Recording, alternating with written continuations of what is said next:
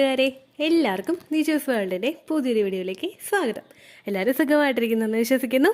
ഞങ്ങളിവിടെ സുഖമായിട്ടിരിക്കുകയാണ്. അപ്പോൾ എല്ലാവരും സന്തോഷത്തോടെയും ആരോഗ്യത്തോടെയും ഒക്കെ ഇരിക്കുക കേട്ടോ.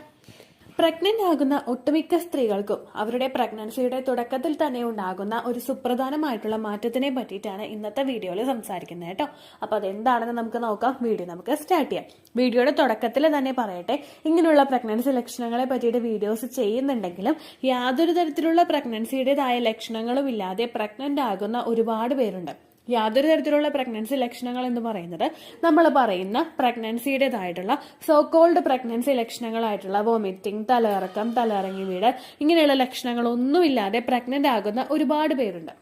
നമ്മുടെ ലൈഫ് സ്റ്റൈലിൽ ഉണ്ടായിട്ടുള്ള വ്യത്യാസവും നമ്മുടെ ഡയറ്ററി ചേഞ്ചസിൽ ഉണ്ടായിട്ടുള്ള വ്യത്യാസവും കൊണ്ടാണ് പലർക്കും ഇങ്ങനെയുള്ള പ്രഗ്നൻസി ലക്ഷണങ്ങൾ ഒന്നും തന്നെ ഇല്ലാത്തത് കേട്ടോ. അപ്പോൾ നിങ്ങൾ ശ്രദ്ധിക്കേണ്ടത്, ഇത്തരത്തിലുള്ള ലക്ഷണങ്ങൾ ഇല്ലെങ്കിലും ശരീരം ശ്രദ്ധിക്കുക. പീരീഡ് മിസ് ആകുന്നുണ്ടോ എന്ന് നോക്കുക. ഇനി എക്സ്പെക്റ്റഡ് പീരീഡ് ഡേറ്റിൽ നിങ്ങൾക്ക് ബ്ലീഡിംഗ് വരുന്നുണ്ടെങ്കിൽ തന്നെ ആ ബ്ലീഡിംഗ് എത്രത്തോളം ഉള്ളതാണെന്നും കൂടി നിങ്ങൾ ചിന്തിക്കുക കേട്ടോ. നോർമലി ഉണ്ടാവുന്നത് പോലുള്ള ബ്ലീഡിംഗ് ആണോ വരുന്നത്, അല്ലെങ്കിൽ ചെറുതായിട്ട് സ്പോട്ടിംഗ് മാത്രമാണോ നിങ്ങൾക്ക് വരുന്നത് എന്നുള്ള കാര്യവും കൂടി നിങ്ങൾ മസ്റ്റ് ആയിട്ട് ശ്രദ്ധിക്കണം കേട്ടോ. അപ്പോൾ നമുക്ക് വീഡിയോ സ്റ്റാർട്ട് ചെയ്യാം. ഇവിടെ സംസാരിക്കാനായിട്ട് പോകുന്നത് യൂറിനിൽ വരുന്ന ഒരു ക്ലൗഡ്സിനെ പറ്റിയിട്ടാണ്. അതായത് കുറച്ചൊന്ന് കലങ്ങിയത് പോലുള്ള യൂറിൻ കൂടുതലായിട്ടും പ്രഗ്നൻസി സമയത്ത് നമുക്ക് പോവുക, അതിനെ പറ്റിയിട്ടാണ് ഇന്നത്തെ വീഡിയോയിൽ സംസാരിക്കുന്നത് കേട്ടോ. പ്രഗ്നന്റ് ആകുന്ന ഒരു സ്ത്രീക്ക് പലതരത്തിലുള്ള മാറ്റങ്ങൾ ഉണ്ടാകുന്നു എന്ന് പറയുന്നത് പോലെ തന്നെ ഏറ്റവും കൂടുതൽ വ്യത്യാസം കാണുന്ന ഒന്നാണ് യൂറിൻ എന്ന് പറയുന്നത്. യൂറിനിലൂടെയാണ് നമ്മൾ പ്രഗ്നൻസി ഏർലി സ്റ്റേജിൽ തന്നെ ഡിറ്റക്ട് ചെയ്യുന്നത്. അപ്പോൾ തന്നെ നിങ്ങൾക്ക് മനസ്സിലാകും പ്രഗ്നൻസിയുടെ എഫക്ട് യൂറിനിൽ എത്രത്തോളം ഉണ്ട് എന്നതിനെ പറ്റിയിട്ട്. പ്രഗ്നന്റ് ആകുന്ന ഒരു സ്ത്രീക്ക് പലതരത്തിൽ യൂറിനിൽ വ്യത്യാസം ഉണ്ടാകും. ഏറ്റവും ആദ്യം നമുക്ക് ഉണ്ടാവുന്നത് യൂറിന്റെ കളറിൽ ഉണ്ടാവുന്ന ചേഞ്ചസ് ആണ്. അതായത് നമുക്കൊരു പെയിൽ യെല്ലോ അല്ലെങ്കിൽ ഒരു ലൈറ്റ് യെല്ലോ കളറിലാണ് നിങ്ങൾക്ക് യൂറിൻ പോകുന്നതെങ്കിൽ പ്രഗ്നന്റ് ആയി കഴിയുമ്പോൾ കുറച്ചൊന്ന് ഡാർക്ക് യെല്ലോ ആയിട്ടുള്ള ഷെയ്ഡിലായിരിക്കും യൂറിൻ പോകുന്നത്. അതുപോലെ തന്നെ മറ്റുള്ള പല സ്ത്രീകൾക്കും ഫ്രീക്വന്റ് ആയിട്ടുള്ള യൂറിനേഷൻ ഉണ്ടാകും. അങ്ങനെയുള്ള ലക്ഷണങ്ങളൊക്കെ കാണാനായിട്ട് സാധിക്കും. അതുപോലെ തന്നെ വളരെയധികം കോമൺ ആയിട്ടുണ്ടാവുന്ന ഒരു ലക്ഷണമാണ് യൂറിനിൽ ക്ലൗഡ്സ് പോലെ നമുക്ക് ഫീൽ ചെയ്യുക. ഒന്ന് കലങ്ങിയതുപോലെ, ഒന്ന് കറക്റ്റ് ആയിട്ട് നമുക്ക് കളർ നിശ്ചയിക്കാൻ പറ്റാത്ത രീതിക്ക് ഒന്ന് കലങ്ങിയിട്ട് യൂറിൻ പോവുക. എന്താണ് അതിന്റെ റീസൺസ് എന്ന് നമുക്ക് ആദ്യം തന്നെ നോക്കാം കേട്ടോ. ഏറ്റവും ആദ്യത്തെ റീസൺ എന്ന് പറയുന്നത് പ്രഗ്നൻസി ഹോർമോൺസ് ആണ്. നമ്മൾ യൂറിനിൽ ഏറ്റവും കൂടുതൽ കാണുന്ന ഒരു ഹോർമോണാണ് HCG ഹോർമോൺ. ഈ HCG ഹോർമോണിന്റെ അളവ് ശരീരത്തിൽ കൂടുന്നതിനനുസരിച്ച് യൂറിനിലെ ആ ഒരു ക്ലൗഡ്സ് ഫോം ചെയ്യാനായിട്ടുള്ള സാധ്യതകൾ വളരെയധികം കൂടുതലാണ്. പ്രഗ്നൻസിയുടെ തുടക്കത്തിൽ HCG ഹോർമോണിന്റെ അളവ് യൂറിനിൽ കുറവാണെങ്കിലും പിന്നീട് അങ്ങോട്ടേക്ക് ഓരോ ദിവസം കഴിയുന്തോറും HCGയുടെ അളവ് യൂറിനിൽ ഇൻക്രീസ് ആകുന്നു. അതുകൊണ്ട് തന്നെ വളരെ എളുപ്പത്തിൽ തന്നെ ഈ ഒരു വ്യത്യാസം നിങ്ങൾക്ക് യൂറിനിൽ തിരിച്ചറിയാനായിട്ട് സാധിക്കും കേട്ടോ. രണ്ടാമത്തെ റീസൺ എന്ന് പറയുന്നത് ഡീഹൈഡ്രേഷൻ ആണ്. പ്രഗ്നൻസിയുടെ തുടക്കത്തിൽ ഒരു സ്ത്രീയുടെ ശരീരത്തിൽ എത്രത്തോളം വെള്ളത്തിന്റെ കണ്ടന്റ് ഉണ്ടോ അത്രത്തോളം ഹെൽപ്ഫുൾ ആണെന്നാണ് പറയുന്നത്. കാരണം ഫെർട്ടിലൈസ്ഡ് ആയിട്ടുള്ള ആ ഒരു എംബ്രിയോ ഒന്ന് ഗ്രോ ആകണമെങ്കിലോ നമ്മുടെ ശരീരത്തിലെ ബ്ലഡ് സർക്കുലേഷൻ ഒക്കെ വർദ്ധിച്ച് നല്ലതുപോലെ നമ്മളുടെ ശരീരത്തിലെ പെർഫോമൻസ് കൂട്ടണമെങ്കിലോ വെള്ളത്തിന്റെ അംശം ശരീരത്തിൽ ഉണ്ടാകേണ്ടത് അത്യാവശ്യമായിട്ടുള്ള ഒരു കാര്യമാണ്. നോർമലി നമ്മളുടെ ശരീരത്തിലെ ആക്ടിവിറ്റീസ് ഒക്കെ നടക്കണമെങ്കിൽ എത്രത്തോളം വെള്ളം വേണ്ടി വരുമോ അതിനേക്കാളും ഇരട്ടിയായിരിക്കും ആ ഒരു സ്റ്റാർട്ടിംഗ് സ്റ്റേജിൽ, പ്രഗ്നൻസിയുടെ സ്റ്റാർട്ടിംഗ് സ്റ്റേജിൽ നമുക്ക് വേണ്ടത്. കാരണം എംബ്രിയോ ഏറ്റവും കൂടുതൽ പിടിച്ചു കിട്ടുന്ന സമയത്ത് അതിന് വേണ്ടുന്ന എല്ലാം നമ്മളുടെ ശരീരം പ്രൊവൈഡ് ചെയ്തുകൊണ്ടിരിക്കും. അതുകൊണ്ട് തന്നെ വാട്ടർ റിക്വയർമെന്റ് വളരെയധികം കൂടുതലായിരിക്കും. നമ്മൾ ഒരു ദിവസം നോർമലി മാക്സിമം പോയി കഴിഞ്ഞാൽ 1 ലിറ്ററോ അല്ലെങ്കിൽ ഒരു 1.5 ലിറ്ററോ വെള്ളമായിരിക്കും കുടിക്കുന്നത്. പക്ഷേ പ്രഗ്നൻസിയുടെ സ്റ്റാർട്ടിംഗ് സ്റ്റേജിൽ നമുക്ക് അത്രയും വെള്ളം പോരാ. ഒരു 3 ലിറ്റർ വെള്ളമെങ്കിലും നമ്മൾ കുടിക്കാനായിട്ട് നിൽക്കണം. അതിന്റെ ഒരു ഡെഫിഷ്യൻസി ശരീരത്തിൽ ഉണ്ടാകുമ്പോഴേക്കും അത് നമ്മളെ ഡീഹൈഡ്രേഷൻ ഉണ്ടാകും. ഡീഹൈഡ്രേഷൻ വന്നു കഴിഞ്ഞാൽ ഏറ്റവും ആദ്യം നമുക്കത് യൂറിനിൽ തിരിച്ചറിയാനായിട്ട് സാധിക്കും. അങ്ങനെ ഡീഹൈഡ്രേഷൻ ഉണ്ടാകുന്നത് ഇങ്ങനെ ക്ലൗഡി യൂറിൻ ഉണ്ടാകുന്നതിന് ഒരു റീസൺ ആണ് കേട്ടോ. അടുത്തൊരു കാര്യം എന്ന് പറയുന്നത് യൂറിനറി ഇൻഫെക്ഷൻ ആണ്. പ്രഗ്നന്റ് ആകുന്ന പല സ്ത്രീകൾക്കും പ്രഗ്നൻസിയുടെ സ്റ്റാർട്ടിംഗ് സ്റ്റേജിൽ തന്നെ ഉണ്ടാകുന്ന ഒന്നാണ് യൂറിനറി ഇൻഫെക്ഷൻ എന്ന് പറയുന്നത്. പ്രഗ്നന്റ് ആകുന്ന സമയത്ത് നമ്മളുടെ ശരീരം ഒന്ന് വീക്ക് ആവുന്നത് കൂടുതൽ ഇൻഫെക്ഷൻസ് നമുക്ക് ഉണ്ടാകുന്നതിന് കാരണമാകുന്നു. ഇങ്ങനെ പലതരത്തിലുള്ള ഇൻഫെക്ഷൻസ് ഉണ്ടാകുന്ന കൂട്ടത്തിൽ പലർക്കും വളരെ ഫെമിലിയർ ആയിട്ട് ഉണ്ടാകുന്ന ഒന്നാണ് യൂറിനറി ഇൻഫെക്ഷൻ എന്ന് പറയുന്നത്. യൂറിനറി ഇൻഫെക്ഷൻ വന്നു കഴിഞ്ഞാൽ നമുക്ക് യൂറിനിൽ ബാഡ് സ്മെൽ ഉണ്ടാകും. അതുപോലെ തന്നെ യൂറിനിലെ കളർ വ്യത്യാസം ഉണ്ടാകും. യൂറിൻ പാസ് ചെയ്യുമ്പോൾ നമുക്ക് വേദന ഉണ്ടാകും. ഇതെല്ലാത്തിനോടൊപ്പം തന്നെ യൂറിനിൽ ക്ലൗഡ്സ് ഫോം ചെയ്യാനായിട്ടുമുള്ള സാധ്യതകളുണ്ട്. കലങ്ങി മറിഞ്ഞ് നമുക്ക് യൂറിൻ പോകാനായിട്ടുള്ള സിറ്റുവേഷൻസും അവിടെ ഉണ്ടാവുന്നു. ഈ യൂറിനറി ഇൻഫെക്ഷൻ ഉണ്ടായി കഴിയുന്നത് പല സ്ത്രീകൾക്കും പ്രഗ്നൻസിയുടെ സ്റ്റാർട്ടിങ്ങിൽ തന്നെ ഉണ്ടാവുന്ന ഒരു കാര്യമാണ്. ആ ഒരു വ്യത്യാസം കണ്ടതിന് ശേഷം പ്രഗ്നൻസി ടെസ്റ്റ് ചെയ്ത് നോക്കിയപ്പോഴേക്കും പോസിറ്റീവ് ആയിട്ടുള്ള ഒരുപാട് പേരുണ്ട് കേട്ടോ. അപ്പൊ അങ്ങനെയുള്ള ഒരു വ്യത്യാസവും നിങ്ങൾക്ക് ശരീരത്തിൽ കാണുന്നുണ്ടെങ്കിൽ അതും നിങ്ങൾക്ക് പ്രഗ്നന്റ് ആയതിന്റെ ഒരു സൂചനയായിരിക്കും കേട്ടോ.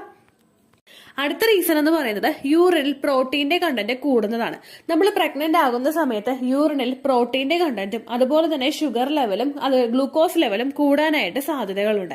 ഈ പ്രോട്ടീൻ കണ്ടന്റ് ശരീരത്തിൽ കൂടുമ്പോഴേക്കും ഇതിന്റെ ഭാഗമായിട്ട് യൂറിനിൽ അത്തരത്തിൽ ക്ലൗഡ്സ് നിങ്ങൾക്ക് ഫീൽ ചെയ്യാനായിട്ട് ചാൻസസ് ഉണ്ട് കേട്ടോ. അടുത്ത റീസൺ എന്ന് പറയുന്നത് നമ്മൾ എടുക്കുന്ന വിറ്റമിൻസ് ആണ്. ഇപ്പോൾ പ്രഗ്നൻസിയുടെ സ്റ്റാർട്ടിംഗ് സ്റ്റേജിൽ മുൻപായിട്ട് തന്നെ നിങ്ങൾ പ്രിനേറ്റൽ വിറ്റമിൻസ് എടുക്കുന്നവരാണെങ്കിൽ, ഫോളിക് ആസിഡ് ആണെങ്കിലും മൾട്ടി വിറ്റമിൻ മെഡിസിൻസ് ആണെങ്കിലും നിങ്ങൾ എടുക്കുന്നുണ്ടെങ്കിൽ അതിന്റെ ഭാഗമായിട്ട് നമ്മൾ യൂറിൻ പാസ് ചെയ്യുമ്പോഴേക്കും ഈ ഒരു വ്യത്യാസം നിങ്ങൾക്ക് തിരിച്ചറിയാനായിട്ട് സാധിക്കും. അതുപോലെ തന്നെ ഫോളിക് ആസിഡിന്റെയും അയോണിന്റെയും ഒക്കെ സപ്ലിമെന്റ്സ് എടുക്കുന്നവർക്ക് യൂറിനിൽ ഒരു കളർ ചേഞ്ചസും നേരത്തെ തന്നെ തിരിച്ചറിയാനായിട്ട് സാധിക്കും. അപ്പോൾ ഓൾറെഡി ഈ ഒരു മെഡിസിൻ എടുക്കുന്നവർക്ക് ചിലപ്പോൾ ഈ ഒരു വ്യത്യാസം എളുപ്പത്തിൽ മനസ്സിലായിക്കൊള്ളണമെന്നില്ല. പക്ഷെ അങ്ങനെ അല്ലാതെ പ്രഗ്നൻസി ഇപ്പൊ ആയി കഴിഞ്ഞിട്ട് ഡോക്ടറെ പോയി കണ്ടുവന്നിട്ട് നമ്മൾ ഇത്തരത്തിലുള്ള സപ്ലിമെന്റ്സ് ഒക്കെ സ്റ്റാർട്ട് ചെയ്യുന്നവരാണ് നിങ്ങളെങ്കിൽ നിങ്ങൾക്ക് ഈ ഒരു വ്യത്യാസം എളുപ്പത്തിൽ യൂറിനിൽ കണ്ടുപിടിക്കാനായിട്ട് സാധിക്കും കേട്ടോ. അപ്പോൾ ഇത്രയുമാണ് യൂറിനൽ ക്ലൗഡ്സ് ഉണ്ടാവാനായിട്ടുള്ള ഒരു ക്ലൗഡി യൂറിൻ ഫോം ചെയ്യാനായിട്ടുള്ള റീസൺ എന്ന് പറയുന്നത് കേട്ടോ. പ്രഗ്നന്റ് ആകുന്ന സമയത്തും ഡിഹൈഡ്രേഷൻ ഉണ്ടാവുമ്പോഴും ഡയബറ്റീസ് ഉണ്ടാവുമ്പോഴും ഇത്തരത്തിലുള്ള വ്യത്യാസം നമുക്ക് കാണാം. അതുകൊണ്ട് തന്നെ നമ്മൾ നമ്മുടെ ശരീരത്തിനെ കെയർ ചെയ്യുന്നതോടൊപ്പം നമ്മുടെ യൂറിനിൽ എത്തരത്തിലുള്ള ചേഞ്ചസ് ആണ് വരുന്നത് എന്നുള്ള കാര്യം കൂടി നിങ്ങൾ മസ്റ്റ് ആയിട്ട് ശ്രദ്ധിക്കണം. ഇപ്പൊ യൂറിനിൽ ഒരുപാട് ഡാർക്ക് കളറായിട്ട് പോകുന്നുണ്ടെങ്കിലും ഒരുപാട് സ്മെല്ല് നമുക്ക് ഉണ്ടാവുന്നുണ്ട്, ഒരുപാട് ഫൗൾ ആയിട്ടുള്ള സ്മെല്ല് നിങ്ങൾക്ക് ഫീൽ ചെയ്യുന്നുണ്ടെങ്കിൽ, അതുപോലെ തന്നെ യൂറിനിൽ ആ ഒരു വരുന്നതിന്റെ കളറിൽ വ്യത്യാസം, അതുപോലെ ക്ലൗഡി ആയിട്ടുള്ള യൂറിൻ കൂടുതലായിട്ട് പോകുന്നത് കണ്ടു കഴിഞ്ഞ് നിങ്ങൾ ആദ്യം തന്നെ പ്രഗ്നൻസി ടെസ്റ്റ് ചെയ്ത് നോക്കണം. എക്സ്പെക്ടഡ് ഡേറ്റ് കഴിഞ്ഞിട്ട് നിങ്ങൾ പ്രഗ്നൻസി 5 days എങ്കിലും കഴിഞ്ഞിട്ട് പ്രഗ്നൻസി ടെസ്റ്റ് ചെയ്ത് നോക്കുക. അതിന് നിങ്ങൾക്ക് നെഗറ്റീവ് റിസൾട്ട് ആണ് കിട്ടുന്നതെങ്കിൽ പിന്നെ നിങ്ങൾ ആ ഒരു യൂറിൻ വെച്ചുകൊണ്ടിരിക്കാതെ ഉടനെ തന്നെ നിങ്ങൾ ഡോക്ടറെ പോയി കാണുക. ചിലപ്പോൾ യൂറിനറി ഇൻഫെക്ഷൻ ഉണ്ടാകുന്നത് കൊണ്ടോ അല്ലെങ്കിൽ ഡയബറ്റീസ് ഉണ്ടാകുന്നത് കൊണ്ടോ ആയിരിക്കും ഇത്തരത്തിലുള്ള വ്യത്യാസം നിങ്ങൾക്ക് വരുന്നത് കേട്ടോ. ഇനി പ്രഗ്നൻസി ടെസ്റ്റ് ചെയ്യുന്ന സമയത്ത് നമ്മൾ മറ്റൊരു കാര്യം കൂടി ശ്രദ്ധിക്കണം. ഇടനേരങ്ങളിലാണ് നിങ്ങൾ പ്രഗ്നൻസി ടെസ്റ്റ് ചെയ്ത് നോക്കുന്നതെങ്കിൽ, അതായത് മോർണിംഗിലെ ആദ്യത്തെ യൂറിൻ എടുത്തിട്ടല്ല നിങ്ങൾ പ്രഗ്നൻസി ടെസ്റ്റ് ചെയ്ത് നോക്കുന്നതെങ്കിൽ, ഉച്ചയ്ക്കോ ഈവനിങ്ങോ ആണ് നിങ്ങൾ ചെയ്ത് നോക്കുന്നതെങ്കിൽ ഒരുപാട് വെള്ളം നിങ്ങൾ കുടിച്ചിട്ടില്ല എന്നുള്ള കാര്യം നിങ്ങൾ ഉറപ്പുവരുത്തണം. ഒരു 4 hours എങ്കിലും ഒരുപാട് വെള്ളം കുടിക്കാതെ ഇരുന്നിട്ട് വേണം നിങ്ങൾ പ്രഗ്നൻസി ടെസ്റ്റ് ചെയ്ത് നോക്കാൻ വേണ്ടിയിട്ട്. കാരണം നിങ്ങൾ വെള്ളം കൂടുതൽ കുടിക്കുമ്പോഴേക്കും ഏർലി സ്റ്റേജിൽ നമ്മുടെ യൂറിനിലുള്ള HCG ഹോർമോണിന്റെ അളവ് കുറയാനായിട്ട് സാധ്യതയുണ്ട്. യൂറിൻ ഡൈല്യൂട്ട് ആവുന്നതിനനുസരിച്ച് HCGയുടെ അളവ് ശരീരത്തിൽ കുറയുന്നു. അങ്ങനെ വന്നു കഴിഞ്ഞാൽ നമ്മൾ എടുക്കുന്ന ആ ഒരു യൂറിനിലും ആ വ്യത്യാസം ഉണ്ടാകും. നിങ്ങൾക്ക് കൃത്യമായിട്ടുള്ള റിസൾട്ട് കിട്ടില്ല കേട്ടോ. ആ ഒരു കാര്യം കൂടി പ്രഗ്നൻസി ടെസ്റ്റ് ചെയ്ത് നോക്കുമ്പോൾ നിങ്ങൾ മസ്റ്റ് ആയിട്ട് ശ്രദ്ധിക്കാം. പ്രഗ്നന്റ് ആണെങ്കിലും പ്രഗ്നന്റ് അല്ലെങ്കിലും നിങ്ങളെ കൊണ്ട് എത്രത്തോളം വെള്ളം കുടിക്കാൻ പറ്റുമോ അതിന്റെ ഇരട്ടി വെള്ളം കുടിക്കാനായിട്ട് നിങ്ങൾ ശ്രദ്ധിക്കുക കേട്ടോ.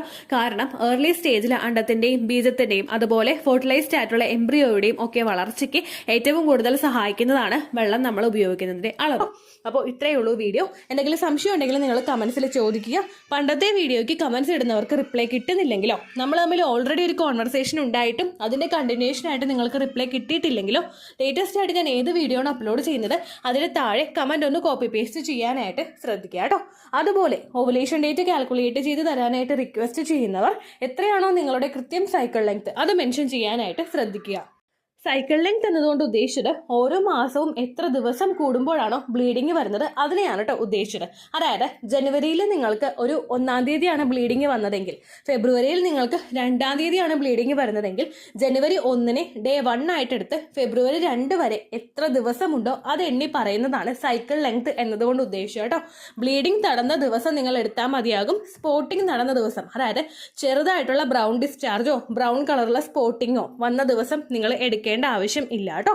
അപ്പോൾ ഇതുപോലെ തന്നെ നിങ്ങൾ ശ്രദ്ധിക്കുക. സൈക്കിൾ ലെങ്ത് ചോദിക്കുന്ന സമയത്ത് എന്നാണോ ഡേറ്റ് അത് നിങ്ങൾ മെൻഷൻ ചെയ്യാതിരിക്കുക. അതായത് ചില ആളുകൾ ജനുവരി 16, ഫെബ്രുവരി 14 അങ്ങനെ പറയും. അങ്ങനെ പറഞ്ഞുകൊണ്ട് കാര്യമില്ല കേട്ടോ. അപ്പോൾ ഇത്രയേ ഉള്ളൂ വീഡിയോ. അടുത്തൊരു യൂസ്ഫുൾ വീഡിയോ ആയിട്ട് നമുക്ക് വീണ്ടും കാണാം. ബൈ.